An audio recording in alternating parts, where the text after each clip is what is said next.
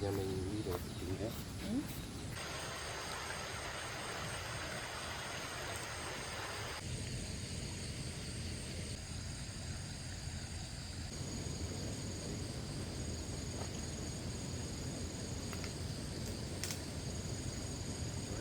Đâu ấy? À đây cũng quả em. Đấy. Ừ. Đây nước sâu thêm.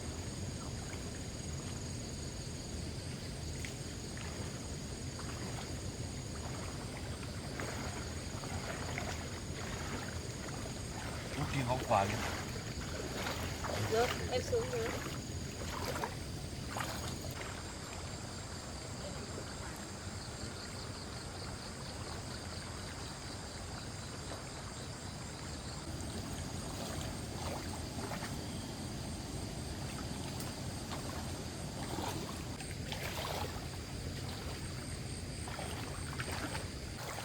Đây, ui có 2 quả em ạ.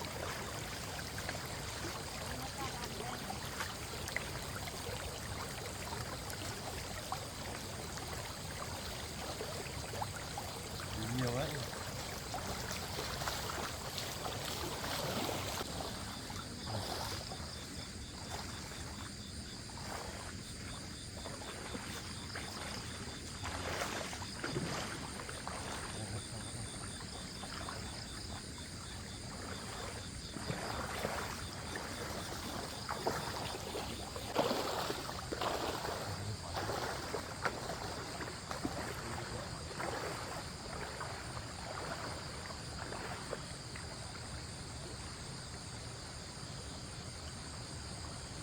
Đây đấy.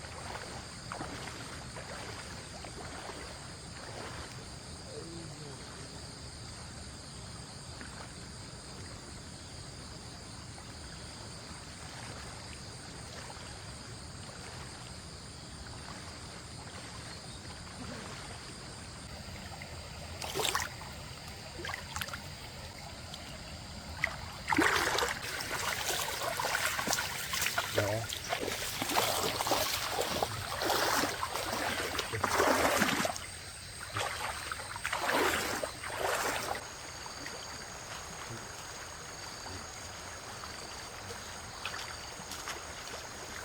Vứt đi không quản.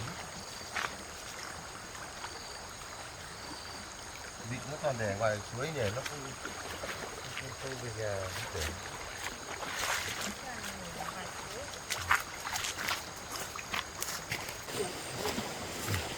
Một con này nó thì con già.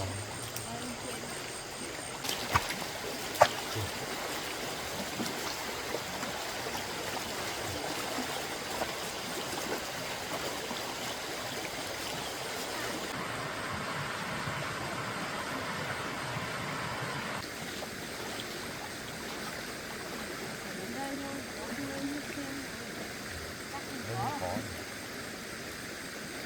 Quay.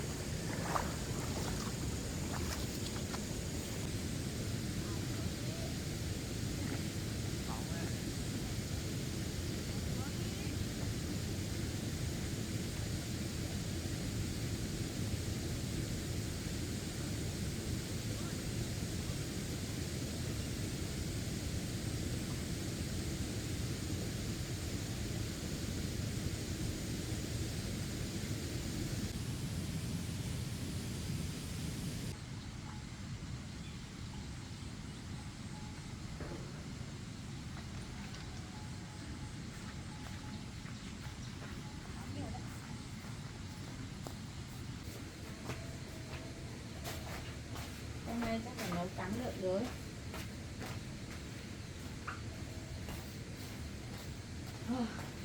Thì anh làm cùng em. Tí nữa anh đi phụ em đi đặt cái món nhé. Mình đi làm luôn đi nhỉ. Anh lấy sao? Xong là anh đi lấy ở bên chỗ gần suối ấy nhá. Cái suối ở bên dưới kia nó cũng có. Anh đi cẩn thận nhá. Ừ.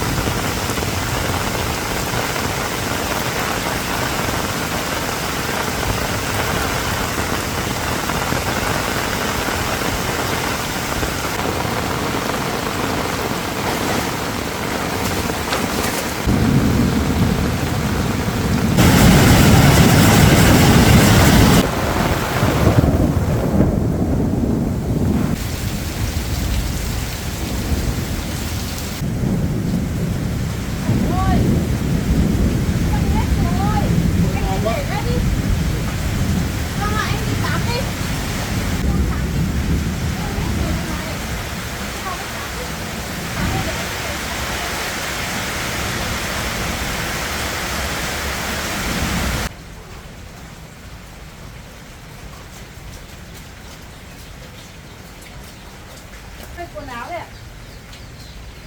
Anh cảm ơn nhé. Vâng, cái gì?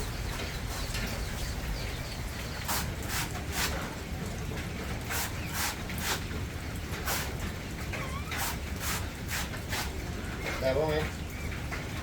Đẹp đấy. Đẹp, đẹp. Áo cái này là Anh thấy thì cái này nó đẹp rồi. chứ. Ừ.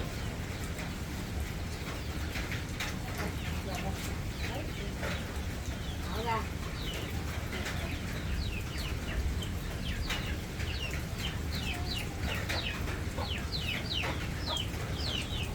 Cảm ơn em nhé.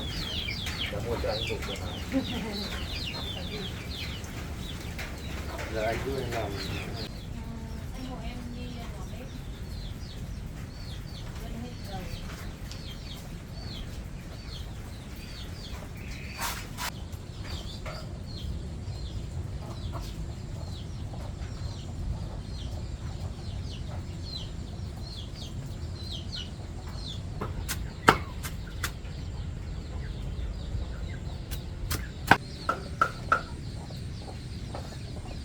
Anh không về đây hộ em.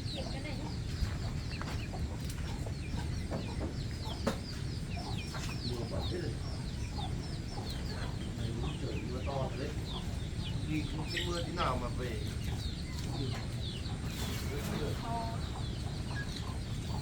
Về trong bút tí là em còn được.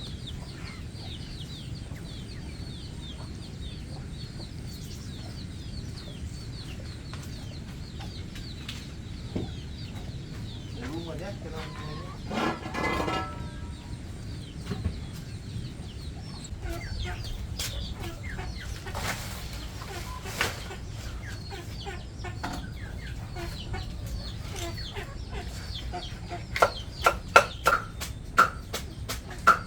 anh làm cho. Em làm được rồi, anh đi lấy hộ em mấy quả bí về đây. Thì tí nữa em làm nấu. Cái to hay nhỏ ấy. Đấy, cái nào cũng được mà.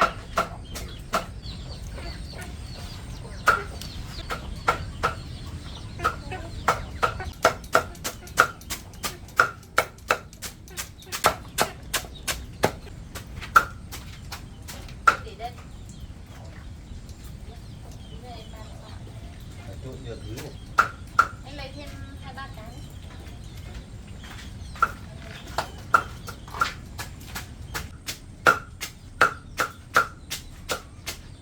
Được rồi đấy. Hai cái đấy. Để đấy.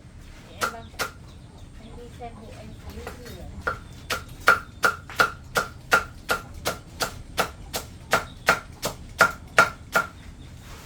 Em để anh làm đi. Em làm một tí ạ. Để anh làm. Xong rồi tí tối kịp. Để em đan nốt cái này.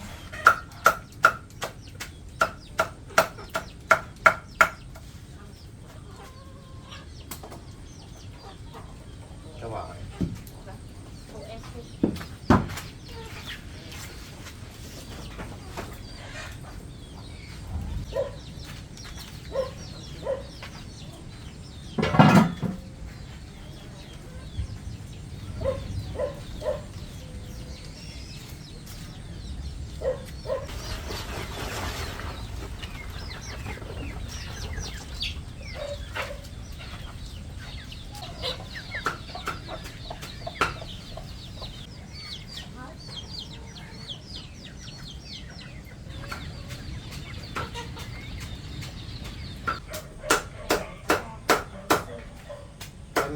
Để anh bao nhiêu đi, em đi lấy tôi ra.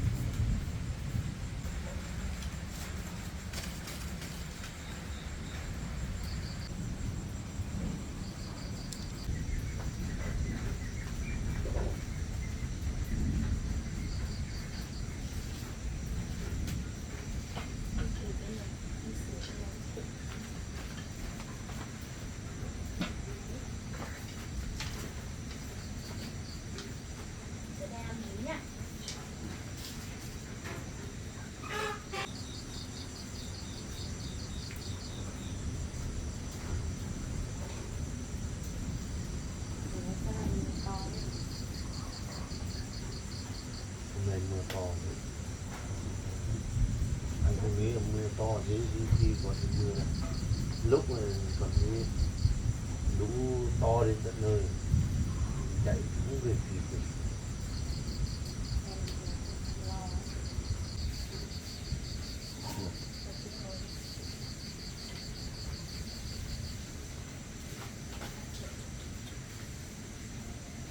Cái này đó anh đập lên chân nhé.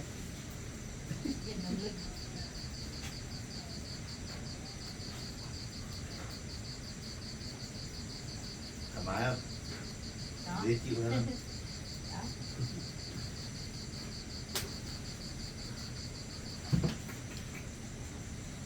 Đó chưa em?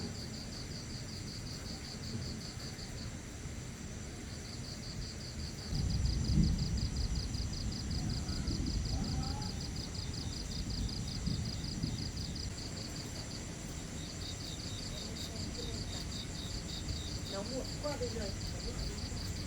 Em đi xem đi.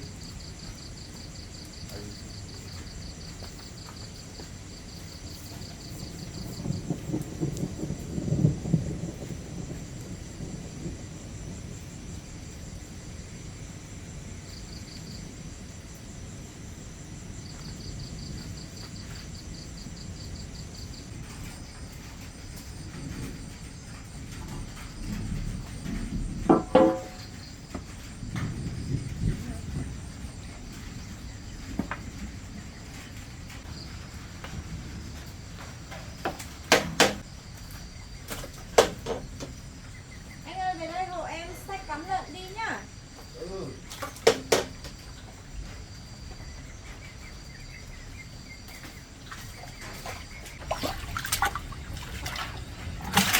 Ui, tối mùa nghịch thế.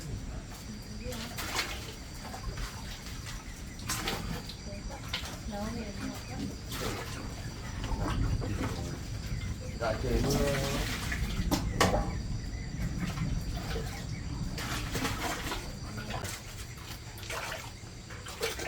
Được.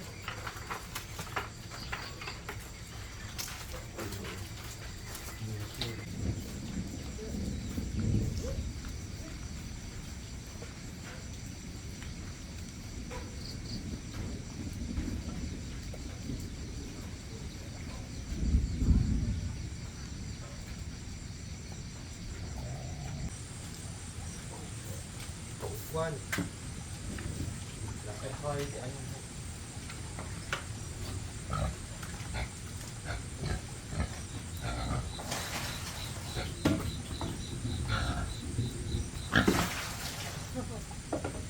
Sợ đấy.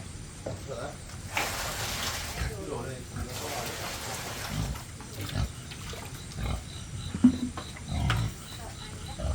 Để anh đánh nhé.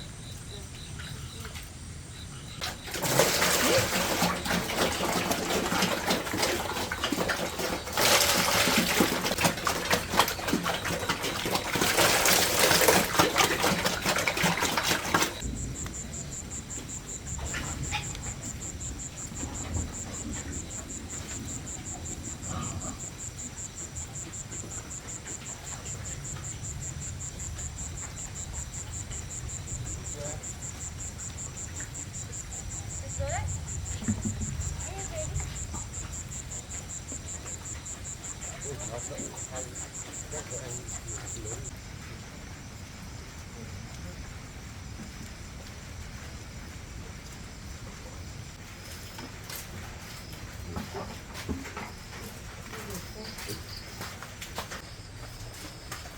Anh rửa tay đi.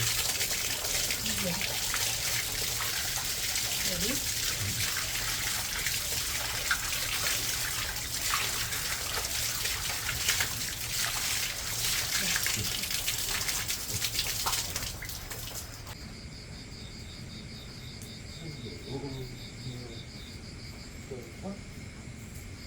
Thế mùa này mưa suốt em nhỉ? Anh ở đây xem lửa hộ em nhé. Em lấy bún đi rửa nhé. Đi làm.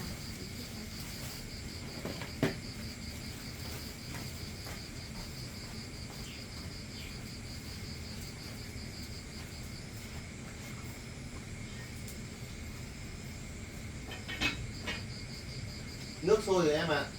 Cái để đấy.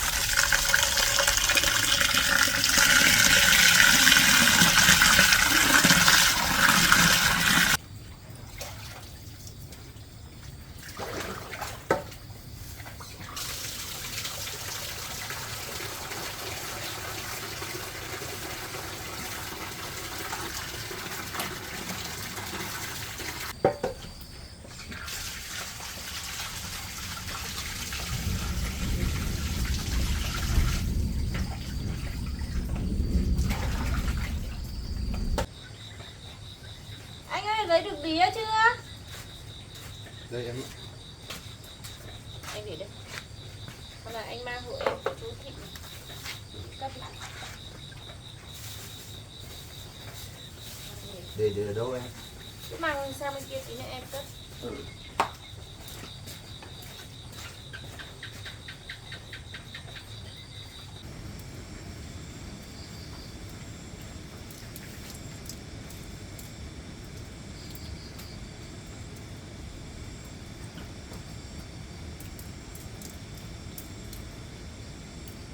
Em ơi sắp xong chưa?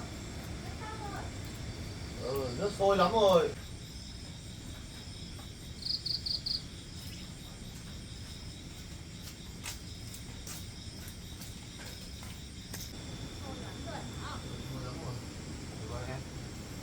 Nóng đó.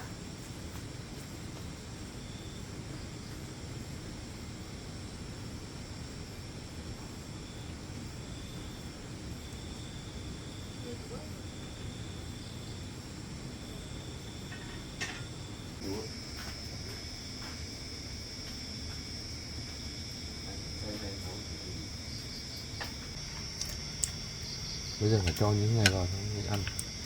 Cho này vào Thì mới sôi cho xong tí bún à? nữa. Không, bún để ngoài chứ, tí nữa mình cho vào bát. Anh đi lấy hộ em 2 cái bát đi.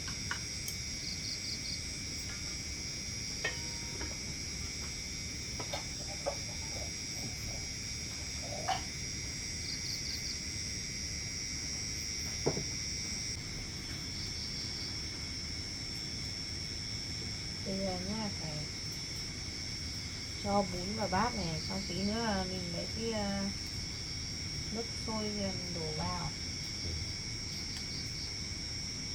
là nó mới ngon. Cầu kỳ hết nhỉ? Được gì chứ.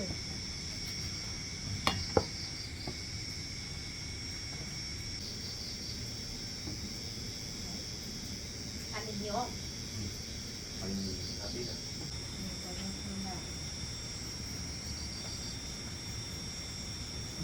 Thơm rồi đấy. Thơm lắm.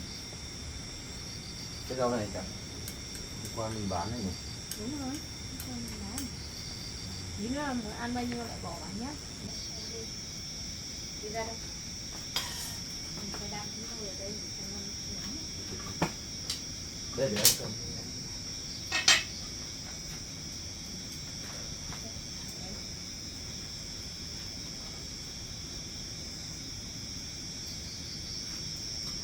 Để cái này nó nóng.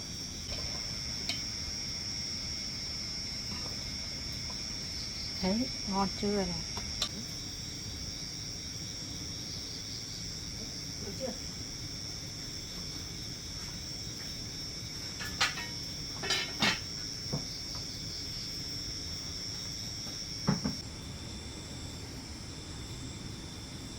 Thơm ngon rồi đấy. Ăn Hấp dẫn quá. em mời anh nhá.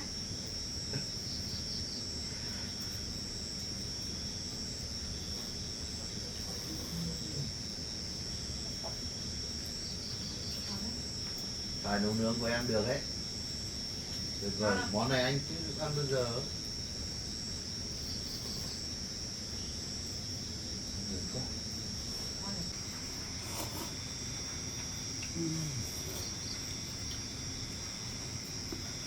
Ngon này.